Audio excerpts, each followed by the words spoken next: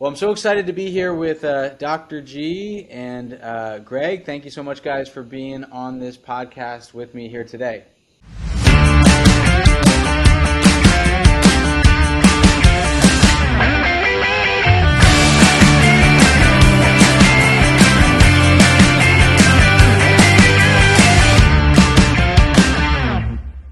So as we're going to talk a whole lot about, you guys are, Thanks, Don. Greg, you're the CEO, and Dr. G, you're the brains, the genius behind here, RMI International Regenerative Medical Institute. For those who aren't familiar, tell us a little about what are you guys doing? What are you working on at RMI today? There's no question that no matter how much wealth we all have, one of the most important things we cannot buy at the moment is extra time and good quality time with health. So our focus at RMI is to actually create the technology of the future that is allowing people even right now to live not only healthier, but a longer life. And this is all based on all the latest research on stem cells and the fact that really our stem cells are part of our natural regenerative system or process in our bodies.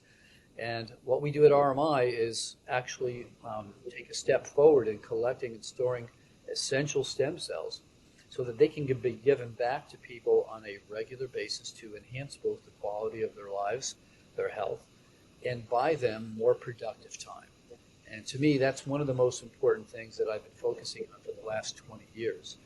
And the technology and science has actually arrived to not only let us do that, but now we can actually measure and document that what we're doing is really working. You know, I think I would add to that too. We also have built a world-class state-of-the-art lab where we culture and expand umbilical cord stem cells as well as a complement to our own autologous cells, or the cells that Dr. G just referenced about collecting and storing and then giving back to the patient. And this combination for when it comes to longevity and aging and orthopedics, aesthetics, sexual awareness, you name it, sexual wellness, rather, is a fantastic combination. Most of the people listening here are not, Nobel Prize nominees, aren't CEOs of world-class clinics here in the know as you guys are on so many things you're talking about. So break it down for those who aren't familiar, who don't know what you're kind of talking about here around stem cells and some of the regenerative things you're doing. How does this work? What are you guys actually doing? How are you helping people live longer, healthier lives? Break it down for us a little bit. So basically, what we've discovered, and we, at our research at Harvard and working with Dr. David Sinclair and Dr. Marasco over at the Dana-Farber Center as well up in Boston, is, as we age year by year, we actually lose the number of these key regenerative cells. There's three major types of stem cells that the body naturally produces as part of its regenerative system. There's stem cells that actually boost our immune function. There's stem cells that are responsible for turning into muscle, bone, cartilage, and even nerve tissue. And then there's stem cells that actually help with growing new blood vessels and maintaining our blood vessels. So what happens is once we hit our 30s, we start to lose the number of these cells, which means our body can't repair and replace the damage that's occurring to itself on a daily basis. And frankly, it's amazing because we're all born with a fixed number of stem cells.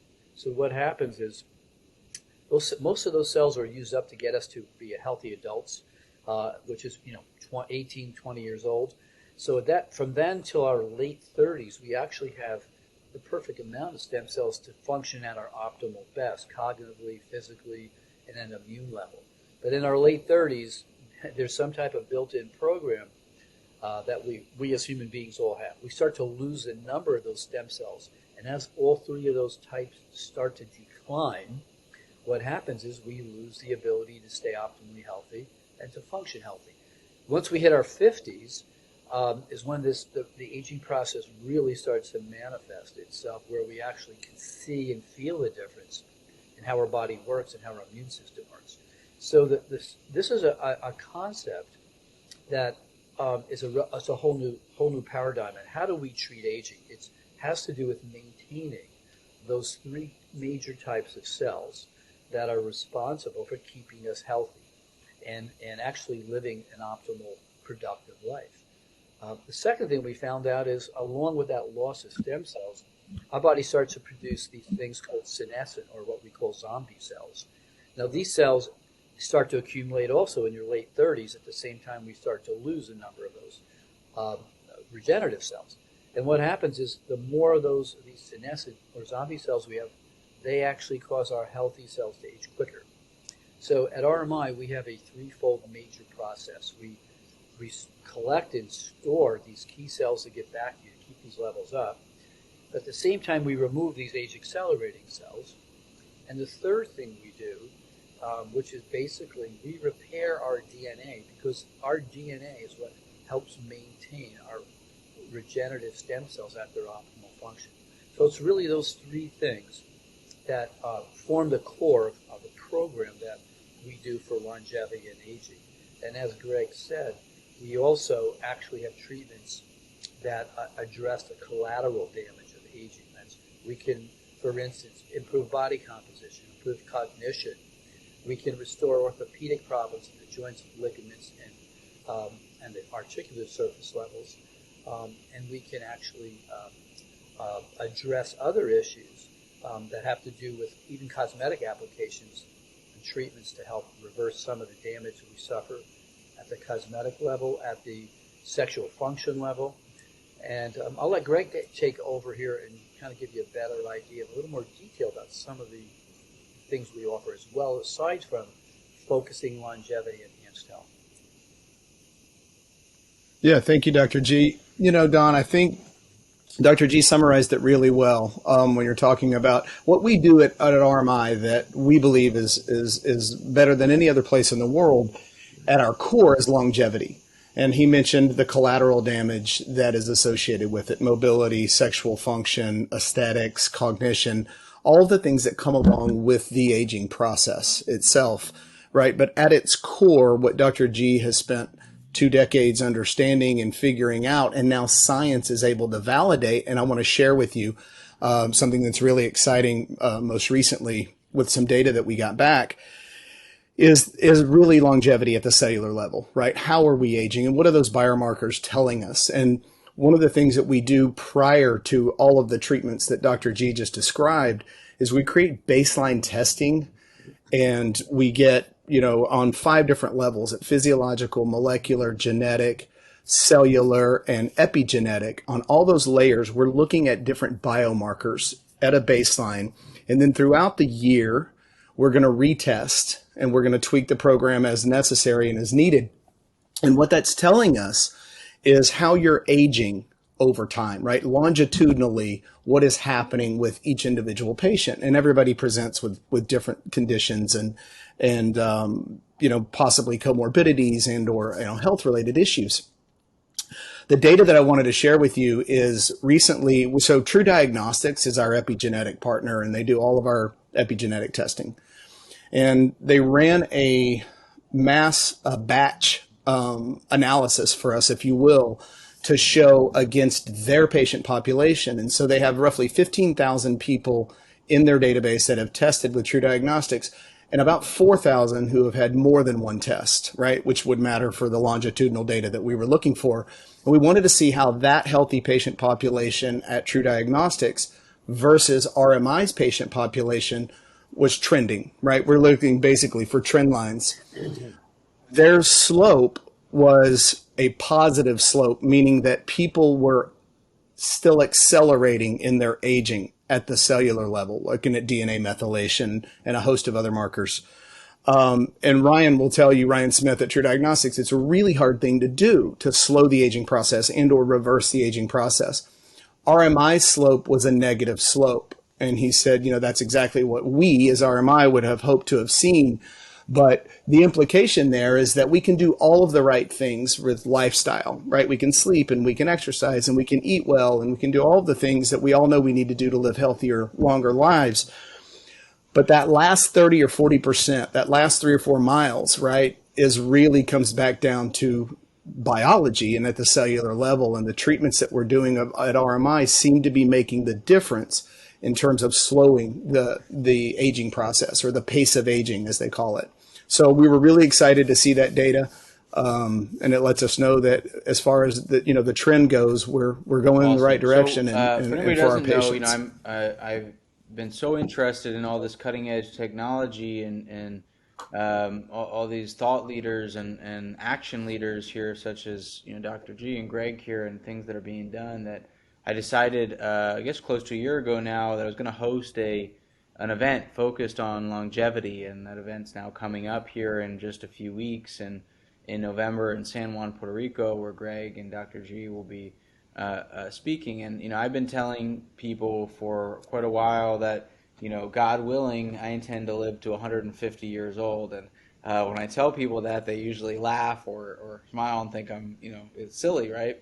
And I keep telling people, all right, well, if you come and join us in San Juan, you'll too leave believing you can live to 150, and you may even have goals greater than mine when you leave. So, to talk to us, I know you're going to talk some of this in Puerto Rico, but talk a little about what you're going to be talking about there, and then what is realistic from your viewpoint. I know this stuff is so cutting edge and it's new, and we don't have 100-year history behind this yet. But do you guys believe living to 150 is possible? Do you how do you think that the regenerative longevity science and things you're doing at RMI can affect not only the number of years we live, but the quality of life, the health span of our lives? Talk to us about that. What do you think is possible?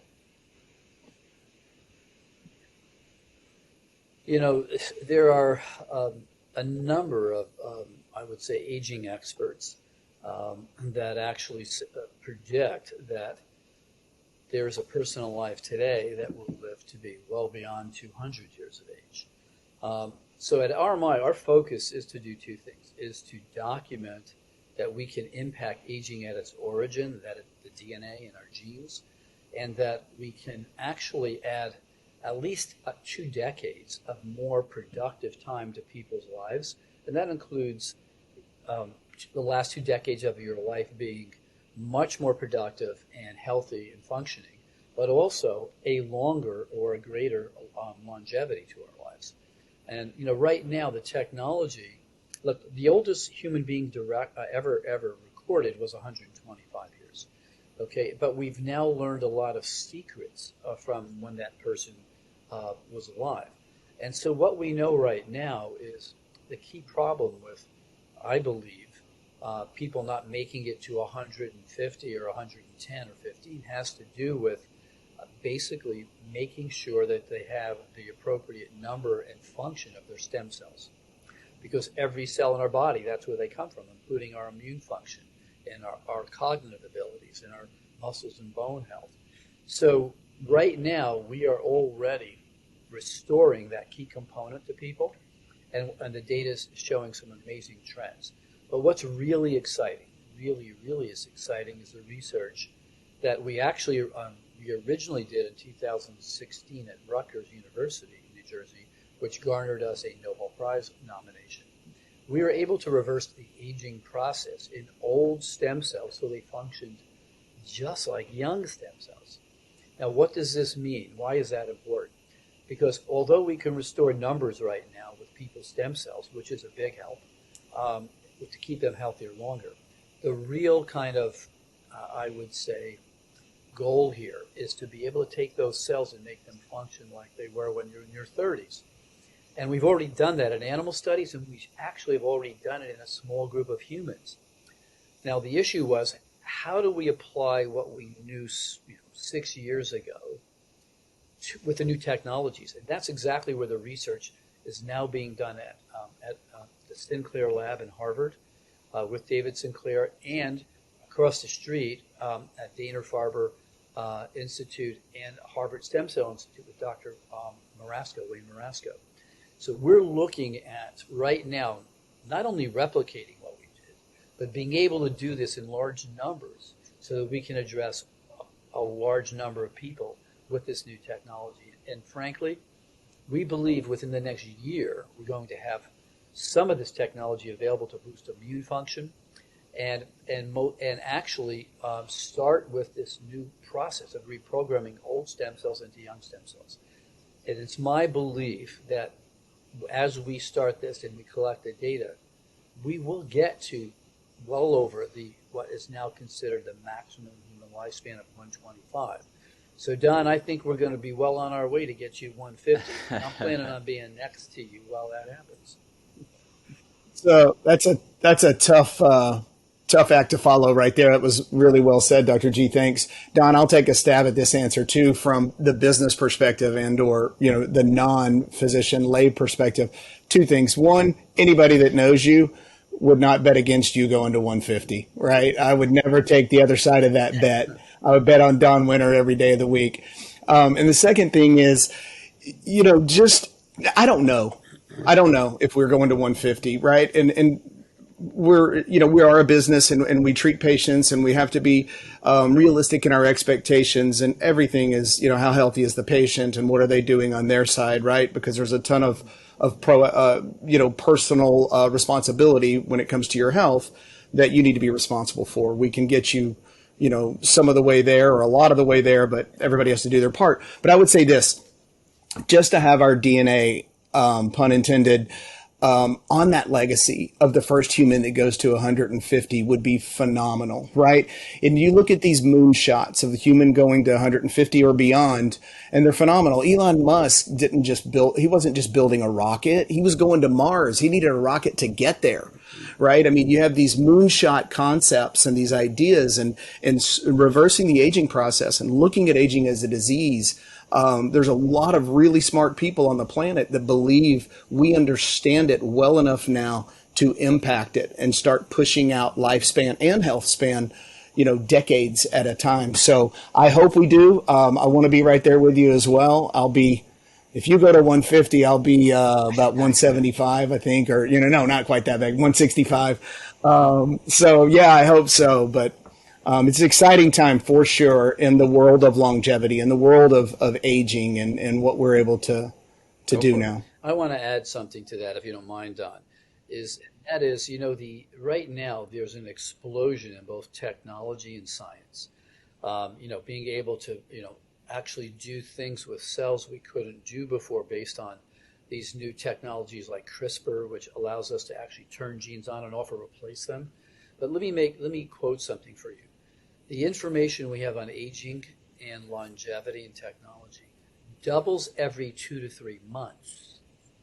Okay, so 3 years from now, we will have 6,000 times more the information we have at present. So, you got to put your mind, wrap this around your mind. 6,000 times more opportunities and more science technology to do better than what we already know. So the secret here is, even if you just stay healthier longer for the next 3 to 6 to 7 years, the options will open up logarithmically for you to stay healthier longer. So I don't think it's that far-fetched, okay? But I think probably the most important thing after living healthier longer is how you're going to make sure you have the money to take care of yourself and your family and your lifestyle. And that's kind of where you guys come in.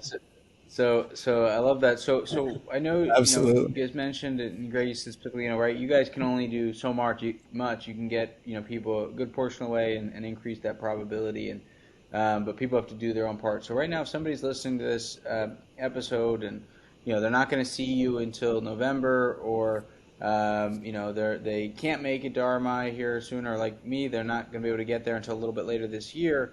What can people do today? What are the things that they can do today, right now? What would be your advice to listeners? Say, hey, I want to live to 150. I want to have a high quality life and increase my health span. What would you recommend people to do today between now and getting to come and be a part of your program? So I would just say this, Don. I look at these as puzzle pieces. Yep. We like to be really realistic about things. There's no magic bullet when it comes to longevity or your health. right? Stem cells are a puzzle piece, just like diet, nutrition, and exercise are puzzle pieces. And, you layer in things like prayer and meditation and all of these components that create mindfulness and an intentional living, if you will. To me, it takes all of this if you're really trying to go this distance, right? And there are a lot of things that people can do on a daily basis, from very simple things as hydration and caloric restriction, sleep. We know now that sleep is extremely important. It used to be sort of nutrition and then sleep. And I believe now, Dr. G, jump in here if I say something incorrect, but I believe sleep and nutrition are neck and neck, right? Like one's not sort of preferred or better than the other. 7 to 8 hours of sleep, and with wearables now, like the Oura Ring that I have on, and Lumen devices, there's a lot of things that we can do to measure this on a daily basis. And those are all things that we know that if just extra pieces of this puzzle, this longevity puzzle of trying to get to 150 or whatever your particular goal is. Dr. G, you want to expand on any of those daily things that people can do? So what Greg is really saying is what we know from science is that 30% of your future health is predicted by your genes, and 70% is controlled by your lifestyle. So things like Greg said, diet, exercise, intermittent fasting, stress levels, even your emotions have the potential to alter how DNA's function can turn on and off genes that are involved in longevity. So the secret here is if you want to do something immediately, it's lifestyle, okay? Like Greg said, it's sleep, okay? It's maybe not eating for the 12 hours from dinner to your next breakfast. And that intermittent fasting actually alters specific genes. But again, exercise is exercise changes probably 40 to 50 different genes that are involved in longevity. And then also the volume of food we eat in the United States is so much more than most other countries. We could eat smaller portions and start off with more protein and less carbs. So those are the type of things that you could do immediately. And the other thing you might want to do prior to come to this meeting in Puerto Rico, you might want to take a look at your actual genetic age, in which case whoever wants to do that can contact us at RMI. And we can make sure that we send out a test kit for them. So before they get to that meeting, they'll know, are they aging faster than they should? Are they doing okay? Or are they actually aging slower? But to me, the most important thing is to see that data, because 90+% of people are what we call a syndrome of rapid aging syndrome, where they're aging much quicker than they should. And this predisposes them to premature death and premature onset of age-related diseases. So if they're looking for a peek at where they're heading, that's the best way to do it. And that's a simple little test kit with a couple drops of blood. You mail it in, and it's going to look at 900,000 points on your personal genome. Now, that just gives you an idea where technology is today. And if you remember, I said 3 years from now we'll have 6,000 times more information. So we got a really good chance with lifestyle science and the right medical organization to help you stay healthier dramatically longer. Hey, Don, I will say, too, that I've been to quite a few DLP events, and I've had the chance to be able to speak with a lot of the members in the DLP community. And I would say an overwhelming majority of them are focused on their health and being proactive about their health. And I'm just recalling a couple of conversations, one most recently from Asheville when I was up in Asheville with you guys. There was a guy that I met there who, when he's super scientific about sleep.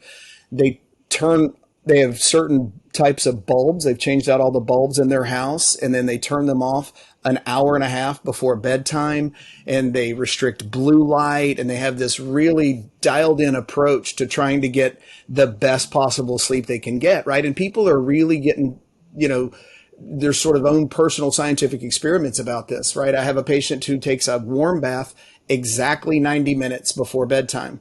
And that's what helps them get that extra 30, 45 minutes to an hour's worth of sleep. So you can get really, granular about the things that you're doing, practicing breathing, I have this app that is a focus app that reminds me to stand up and walk for 15 minutes, during the course of the day, because like you and like Dr. G and a lot of other busy professionals, we get busy. There's never enough hours in the day to get everything done, and you have to be intentional about it. So there's a lot of different lifestyle things that you can do to give yourself that extra little game, advantage, Awesome. if you will. Awesome. Well, great feedback. And how do people go about getting that assessment, that testing through RMI? How do they go about receiving that?